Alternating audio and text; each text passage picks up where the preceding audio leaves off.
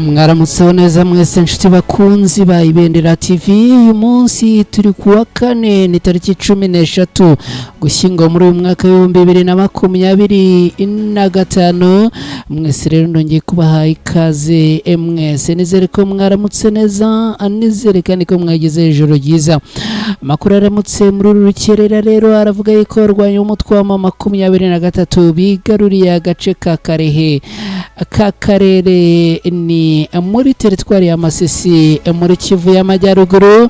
ni inyuma y'imirwano ikomeye cyane yongeye guhuza abarwanyi b'intare za Sarambwe n'abarwanyi ba Wazalendo. turaza kunyarukirayo tubisobanukirwe neza. Umujyi wa Uvira iki gitondo hongeye kumvikana amasasu menshi mu misozi ya Ruvungi hagati y'abarwanyi b'umutwe wa 23 na FARDC. ndaza kandi kukubwira ko muri teritwari ya Rucuru muri Kivu y'Amajyaruguru amasasu menshi yongeye kumvikana ku musozi wa Bukombo. 23 ikaba iri gusubiza ibitero bya Wazalendo. turaza kukubwira kandi ko muri Fizi tayari muri Kivu y'Amajyepfo amasasu menshi yongeye kuramukira mu misozi ya Itombwe ni hagati y'abarwanyi b'intare za Sarambwe n'abarwanyi bo ku ruhande rwa leta ya Kongo. muri Shabunda imirwano yongeye kubura muri iki gitondo mu misozi ya Ruringo na Kinguruwe. amakuru aravuga yuko ahangaha ibintu byongeye kuzamba mu gitondo cyo kuri uyu munsi. kugeza ubu tuvugana Kivuye yabaye amatongo kubera imirwano ikaze hagati y'abarwanyi b'umutwe wa 23 na leta n'abarwanyi ba leta ya Kongo FARDC imaze iminsi ibera ahangaha.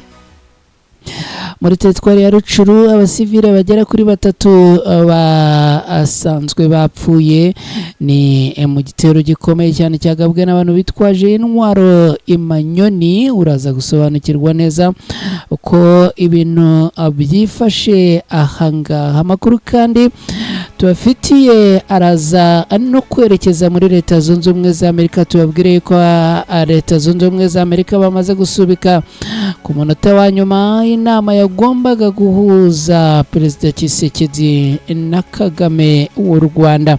nshuti bakunzi ba Ibendera TV rero ngayo amakuru tugiye kwinjiramo muri iki gitondo. nongere ambaye ikaze kandi mbibutse gukora like ni wamaze kugera hano, mbibutse kandi gukora subscribe niba ari bwo bwa mbere ugeze hano. mu gihe ukora subscribe ukora no kuri akantu kameze nk'inzogera ni signe dora notification kugira ngo butaha amakuru ajya kugiraho uri wa mbere kandi udatakaje umwanya wo kujya kuyashakisha. mwese rero areka amunyemerere ibintu tubigenze gutya, ubundi mukanya twinjirane muri aya makuru ku buryo burambuye.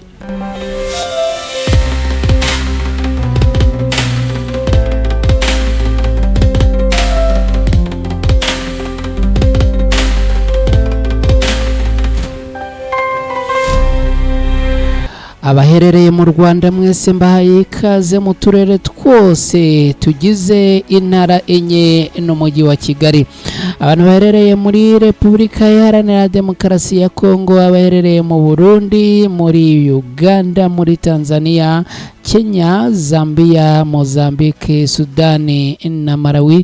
namwe mbahaye ikaze abantu baherereye mu Bubiligi, Canada, Norvège, Australia, Ubufaransa, Ubwongereza na Leta Zunze Ubumwe za Amerika. namwe mbahaye ikaze muri aya makuru yo muri uru rukerera.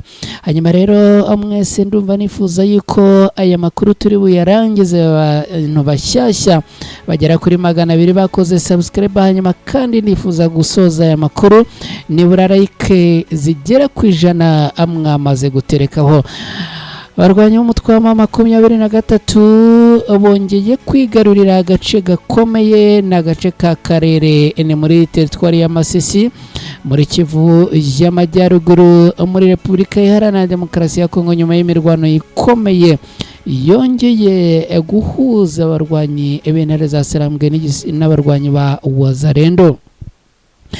ku munsi w'ejo tariki 12 Ugushyingo muri uyu mwaka w'2025 imirwano ikaze yongeye kwaduka muri teritwari ya Masisi muri Kivu y'Amajyaruguru hagati y'abarwanye b'intare za Sarambwe n'imitwe yitwaje intwaro ya Wazalendo cyane cyane iyi mirwano ikaba yarabereye mu murenge wa Nyamaboko ni muri grupoma ya Oso Banyungu nkuko amakuru aturuka muri aka gace abitangaza imidugudu ya Ngururu na Atandwa niyo yibasiwe cyane n'imirwano impande zombi zikavuga ko zigaruriye ibice bitandukanye kugeza ubu Wazalendo zirivuga imyato ko zigaruriye umudugudu wa Morema mu gihe abarwanyi b'intare za Sarambwe bavuga ko bigaruriye umudugudu wa Karere uherereye nko mu birometero 3 uvuye muri santere ya Kazinga.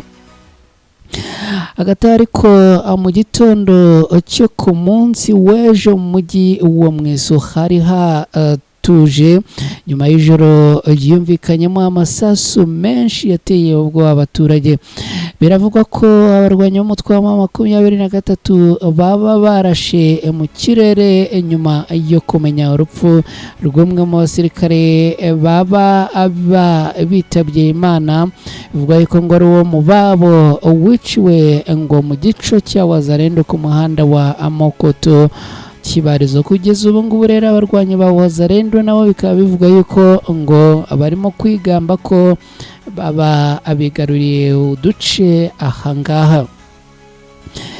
Twerekeje muri Uvira reka nkubwire ko muri iki gitondo hongeye kumvikana amasasu menshi mu misozi ya Ruvungi hagati y'abarwanyi b'intare za Sarambwe n'igisirikare cya leta ya Kongo FARDC mu gitondo cyo kuri uyu wa kane tariki 13 Ugushyingo muri uyu mwaka humvikanye urusaku rw'amasasu mu misozi ya Runingo na Ruvungi ni mu burengerazuba bwa Uvira mu ntara Kivu y'Amajyepfo muri Repubulika Iharanira Demokarasi ya Kongo. Amasasu biravuga ko yatangiye kumvikana saa ya saa 10 za mu gitondo kuri uyu munsi ubwo ingabo za FARDC zari zitangiye kugaba igitero ku barwanyi ba 23 ngo aba akambitse ahangaha. Amakuru aravuga ko FARDC ifatanyije n'ingabo z'u Burundi FDNB n'abarwanyi ba Wazalendo abari kugenzura abari kugerageza gusunika abarwanyi b'intare za Sarambwe ngo aba bavane ku misozi igenzura cyane cyane ku muhanda wa Bukavu Uvira.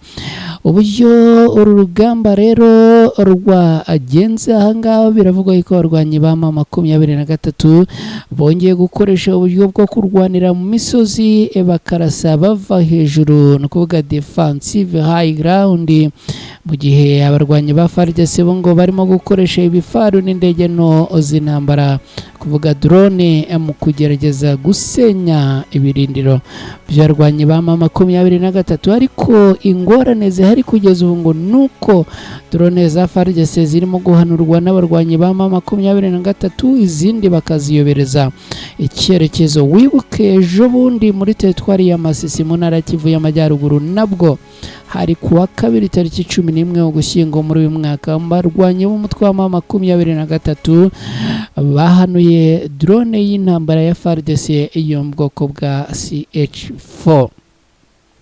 Ku bijyanye n'imibare n'ibyangirijwe muri iyi mirwano rero ishyirahamwe yita ku mpunzi woyika ni OCHA rigaragaza ko abaturage barenga 8,000 bamaze guhunga imirwano muri Uvira mu byumweru 2 bishize naho ngo abantu 15 nibo bamaze kwemezwa ko basize ubuzima abandi barenga 40 ngo bakomerekeye muri iyi mirwano. Twerekeje muri teritwari ya Rucuru tayari n'ubundi turacyari muri Kivu y'Amajyaruguru.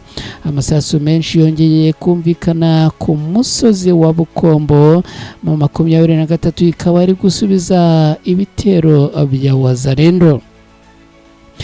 Mu gitondo cyo kuri uyu wa kane hagana ku isaha 9 z'igitondo hongeye kumvikana amasasu menshi mu misozi ya Bukombo muri teritwari ya Rucuru. Ingabo za leta ya Kongo FARDC bafatanyije n'abarwanyi ba Wazalendo bikaba bivuga ko ngo bagabye igitero ku birindiro bya M23 byari bihari kuva mu cyumweru gishize. Umwe mu basirikare ba FARDC akaba yatangaje yuko ngo M23 yari ifite intwaro ziremereye n'amabombe akomeye kandi ngo yari yiteguye gusubiza mu buryo bukarishye igitero icyo ari cyo cyose bagabwaho. Uyu musirikare rero akaba yatangaje ko ngo bagerageje gusatira abarwanyi ba M23 ariko ngo bari bafite intwaro nyinshi cyane kandi ziremereye harimo n'imbunda zituritsa ibifaru. Imirwano rero ngo ikaba amaze amasaha atari menshi cyane. Amakuru avuga ko muri ibi bice abantu barenga 7,500 bamaze guhungira i Kanyarucinya na Nyamirima kuva aha hatangira kumvikana imirwano. Reka tujye muri Fizi muri Kivu y'Amajyepfo muri Repubulika Iharanira Demokarasi ya Kongo. Ubwire ko amasasu yongeye kuramukira mu misozi ya Itombwe ni hagati ya M23 n'ingabo zo ku ruhande rwa leta ya Kongo. Ku musozi wa Itombwe uherereye hagati ya Fizi na Mwenga humvikanye imirwano hagati ya M23 n'ingabo za leta ya Kongo mu gitondo cyo kuri uyu wa kane. Hakaba ari hamwe mu hantu hakunze kuba inzira ya M23 ijya mu majyepfo ya Kivu y'Amajyepfo muri Repubulika Iharanira Demokarasi ya Kongo. Abaturage baravuga ko masaha ya saa 3 z'ijoro y'ejo rishyira uyu munsi ngo bumvishe amasasu menshi kandi yakomeye, aho ngo M23 yari irimo isubiza ibitero byarwanye bo ku ruhande rwa leta ya Kongo abari bayigabyeho. Reka twerekeze muri Shabunda tayari ni muri Kivu y'Amajyepfo. Mubwire ko imirwano ikomeye mu misozi ya Ruringo na Kingurube ni ikigurube yongeye kurota. Mu gitondo cyo kuri uyu wa kane humvikanye imirwano n'imiriro y'amasasu ikomeye hagati ya M23 n'abarwanyi ba Wazalendo ni mu misozi ya Ruringo na Kinguruwe ni muri teritwari ya Shabunda. Aha ni hamwe mu duce twari dutekanye mu mezi ashize, ariko ubu ibikorwa by'intambara bikaba byongeye kuhagaruka. Umuyobozi w'umwe mu mashyirahamwe y'abaturage akaba yavuze ko urusaku rw'amasasu rwumvikanye kuva saa 1 z'ijoro y'ejo kugeza saa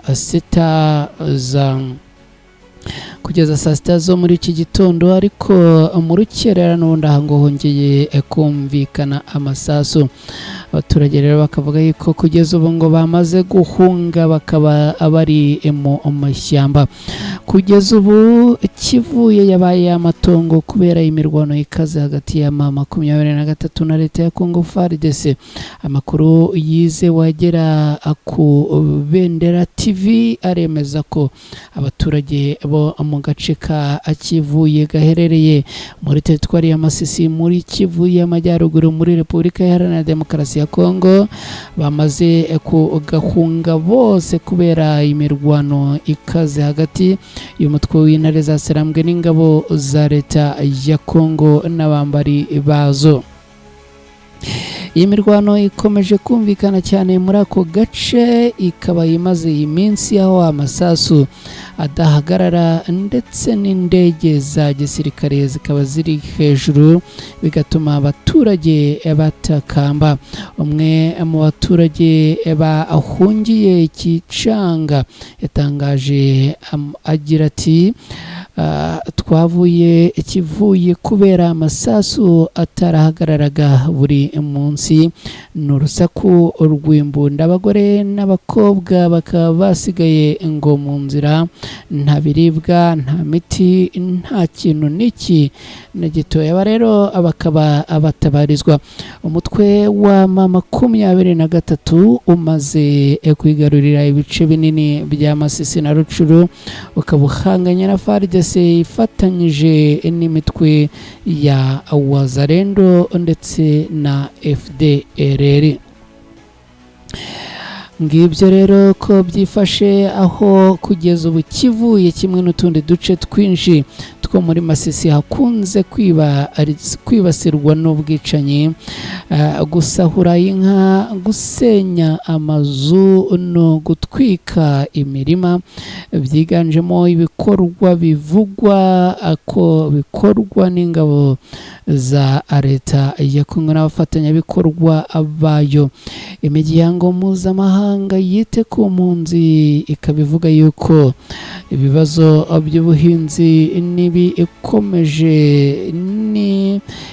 by'ubuhinzi bikomeje kwiyongera ku rwego ruteye impungenge, aho ubushobozi bwo gufasha abimukira bukomeje kurenga igipimo cyari cyateganyijwe.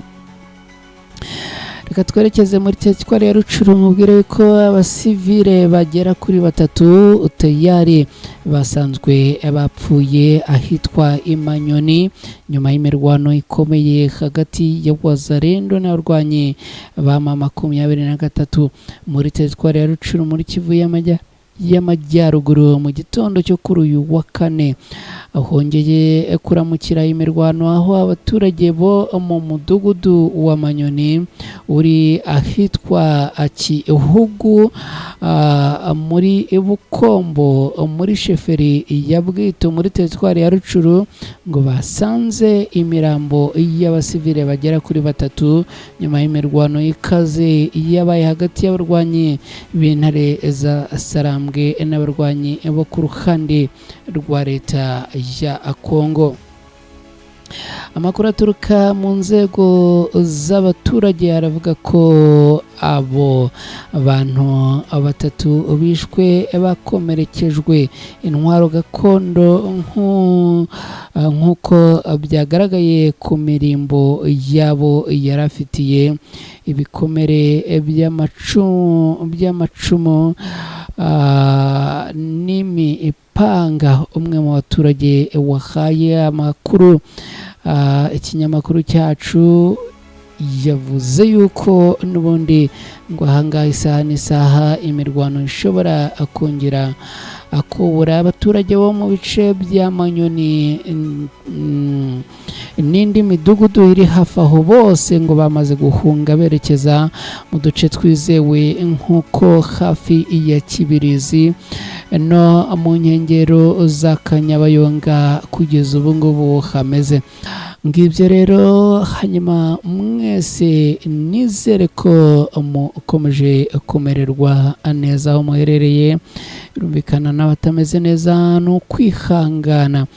Hanyuma rero ni munyemerere n'ubundi dukomereze aya makuru mu nkuru ijyanye na politike na diplomasi. Ndababwira yuko Amerika yamaze gusubika ku munota wa nyuma inama yagombaga guhuza Tshisekedi na Perezida Kagame. Leta Zunze Ubumwe za Amerika zasubitse ku munota wa nyuma inama yagombaga guhuza Perezida Kagame w'u Rwanda na Perezida Tshisekedi wa Repubulika Iharanira Demokarasi ya Kongo. Abakuru b'ibihugu byombi bagombaga guhurira i Washington uyu munsi kuwa kane tariki 13 Ugushyingo muri uyu mwaka, mu nama yagombaga gusiga i Kigali na Kinshasa abasinyanye amasezerano yerekeye guhuza ubukungu bw'akarere. Ni nyuma y'ibiganiro byari bimaze ibyumweru byinshi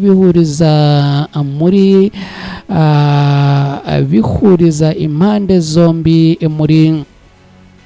muri Amerika. Hanyuma rero kugeza ubu izi ntumwa z'ibihugu byombi, amakuru akavuga ko n'ubundi ngo uyu munsi perezida bombi bagomba guhurira muri Amerika, ariko ngo byamaze gusubikwa. Minisitiri w'ububanyi n'amahanga ndetse n'ubutwererane w'u Rwanda ni ambasada Olivier Nduhungire yatangaje ko ba Perezida Kagame na Tshisekedi bombi bari bemeye kwitabira inama yo kuri uyu wa kane, gusa ngo byaje kurangira isubitswe ku munota wa nyuma. Asubiza mugenzi we Patrick Muyaya wa Repubulika Iharanira Demokarasi ya Kongo ushinzwe itangazamakuru n'itumanaho, wari watangaje ko Tshisekedi adashobora kujya i Washington ngo keretse ingabo z'u Rwanda zivuye ku butaka bwa Kongo. Nduhungire yanditse ku rubuga rwe rwa X agira ati, nagira ngo nibutse ko Perezida Tshisekedi kimwe na Perezida Kagame bari baremeje ko abazitabira inama yagombaga kubera Washington kuri uyu wa 13 Ugushyingo muri uyu mwaka, mbere yuko isubikwa ku munota wa nyuma n'ubuyobozi bwa Leta Zunze Ubumwe za Amerika. Umukuru wa diplomasi y'u Rwanda yongeyeho ko u Rwanda na DRC na Leta Zunze Ubumwe za Amerika abari gushakisha indi tariki iriya nama izaberaho. Kugeza ubu nta kintu cyari cyajya ahagaragara kigaragaza impamvu nyamukuru yaba yatumye i Washington basubika inama y'i Kigali na Kinshasa. Ngibyo rero ni munyemerere mbashimire inshuti bakunzi bacu twabanye muri aya makuru kuva atangiye kugeza aganye ku masozo. Rero mwese mbifurize kugira ibihe byiza, mugire umunsi mwiza. Abagiye mu kazi munsi kugira akazi keza, icy'agaciro gikomeye no kubifuriza kuza guhaha mukaronka ikindi kandi Imana ibarinde.